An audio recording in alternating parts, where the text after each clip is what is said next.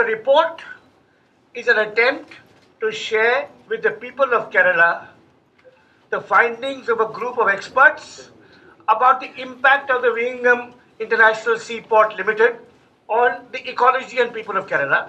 And my talk today will share my findings about the report. It's an example of the best kind of interdisciplinary research.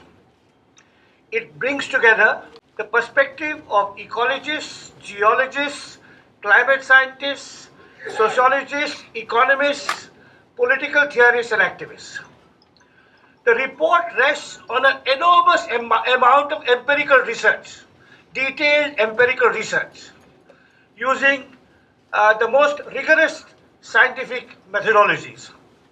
And it's also enriched by the extraordinary visuals, the photographs. When you see the report, you will, of course, I hope you will pay careful attention to the text, to the words, the arguments, the data, the figures, but also to the visuals, which have been very carefully assembled to show the impact of this project before and after.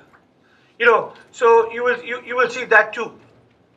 It draws on a huge number of scientific studies published in scientific journals on all aspects of the area. All its ecology, its geology, its climate, the social conditions, the economic life, all of that. And it's buttressed, along with all the literature it draws upon, it's buttressed by great new field research, interviews, surveys, and public consultations.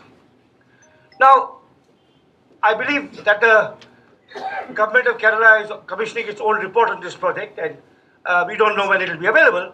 But may I say that as someone who has been a social scientist working on different aspects of India's social and economic and ecological situation for the last 40 years, I have had the opportunity to read and closely study hundreds of reports. And may I say that the report commissioned by this, the report compiled and put together by this People's Commission, you can call it the People's Commission, few universities in India could conduct such a rigorously research study. And of course, no government department.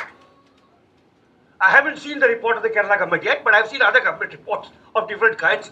So it's a really very comprehensive and impressive piece of research, documentation, and analysis. So any university in India, probably the world, would be proud of such a research. So you should be proud of these people who have put it together. And what it really does is it punctures or tears apart very carefully in a non-polemical way, with data rather than opinion. It punctures the deluded dream of making Vizhinjam the Singapore of India, which justifies the word. The dream is comprehensively punctured by this report. Of course, it has a very rigorous and often sensitive account of Vizhinjam, the fishing village itself, of the several thousand fishing families, of the several thousand boats, of how the harbour is a safe place for fisherfolk from other villages during the monsoon. It also has some necessary reminders to us of what the fisherfolk of Kerala did during the 2018 deluge in saving 60,000 lives of people who were not known to them. But the main focus of the report is to examine what this project will do, what the government claims it will do, and what it will actually do. It shows very comprehensively and tellingly how the VISL, the promoters, suppressed, manipulated, misrepresented data to get the environmental clearance. I'll repeat, suppressed, manipulated, misrepresented data. Their so-called environmental impact assessment downplayed the impact of the project on biodiversity, radically underestimated the loss of fishing livelihoods, underestimated negative consequences for tourism, ignored the coastal erosion that the project would cause, disregarded the aesthetic value of cliffs and beaches, that these aesthetic values will be forever lost to humanity. So all this is documented. And if I was to analyze as a social scientist, if I was to take this report of several hundred pages and analyze it as a scholar, I would like to present before you an analysis across four broad dimensions. The dimension of economics, the dimension of social justice, the dimension of ecological sustainability, and the dimension of political democracy. So how does this project fare in terms of these four criteria? Is it economically viable? Is it socially just? Is it environmentally sustainable? And has it been framed and executed in the spirit of constitutional democracy, which our republic is supposedly committed to? Now, when I look at the report, it finds the project lacking in four dimensions.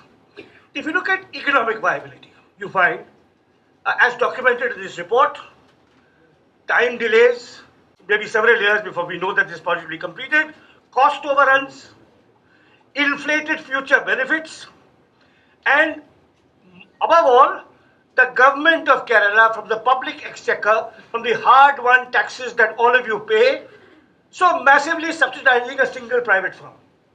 So the economic viability has been shredded to bits. This port is not economically viable. When you think of social justice, the report documents how the project is already displacing fisherfolk much more than they claim. It is widening the gap between the rich and the poor. It is increasing the burden on the women of the coastal villages, who may be now forced to go elsewhere and work as domestic servants of survival, rather than practicing their traditional craft with dignity and honor. So that's social justice. Then you come to ecology. Is this project ecologically sustainable? Not at all. The project documents in meticulous detail, and again, with on-ground evidence, with scientific research, and with striking visuals. It documents the destruction of the beaches, of marine life, of the very beautiful cliffs of the landscape. It documents the pollution of water sources, and of course, how climate change will intensify all of the above. Now, it's important to recognize that the environmental and social damage that this project is already causing and will further cause is independent of climate change.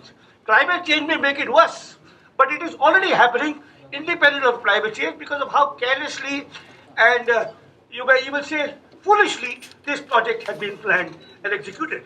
And these ecological costs will have a feedback impact, and they will further hurt the livelihood of the fisherfolk. And coastal ecosystems.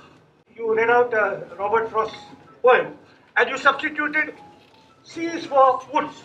Right. Now, my first piece of research was on the forest of the Himalaya. And there's a similar comparison that mountain forests and coastal areas are very fragile, that large infrastructure projects will destroy them irreparably.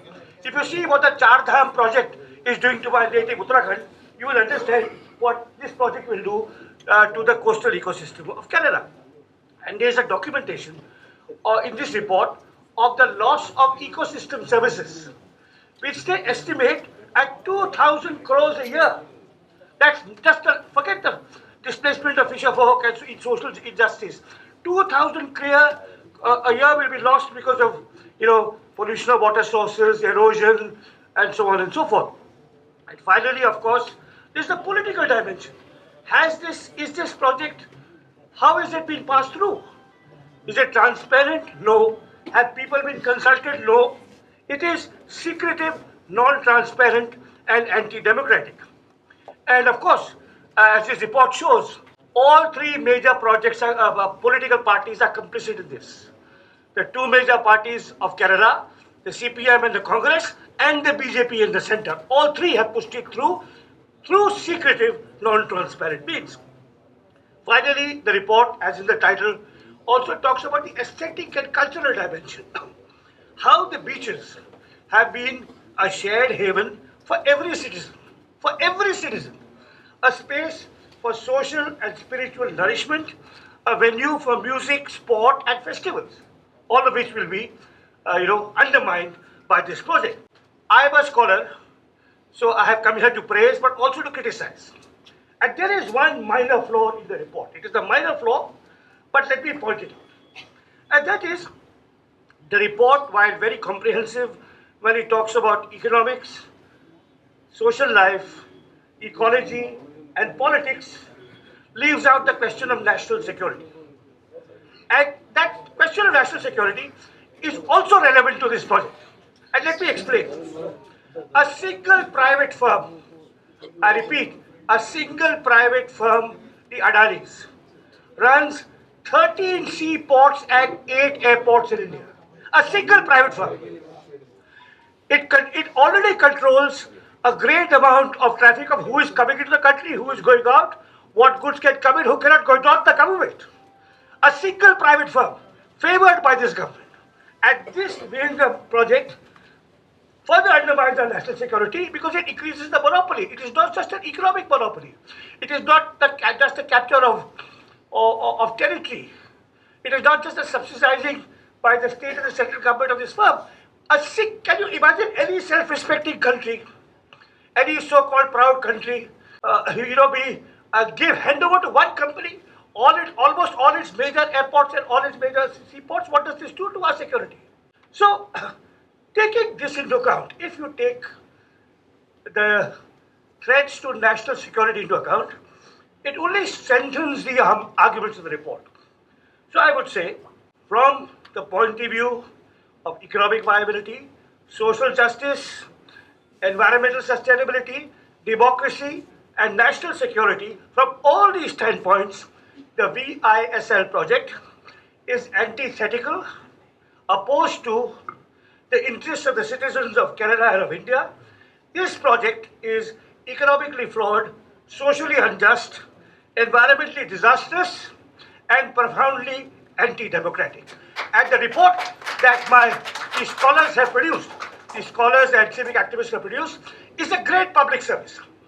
It's a public service to all of you in Kerala, but it's something people in the state I currently live in, Karnataka, the state to which I owe my original allegiance, Uttarakhand, the states of Gujarat, Maharashtra, Telangana, could all learn and benefit from this quite remarkable collaboration between scientists, civil societies, cooperatives, trade unions, and civil society activists in compiling this very careful and rigorously researched study, which tells us a great deal about, of course, how our present government across political parties functions, but gives us a vision of an alternate development policy, an alternate future, where if we bring together the best perspectives of science, of social science, and of community groups, we can actually design an economically viable, socially just,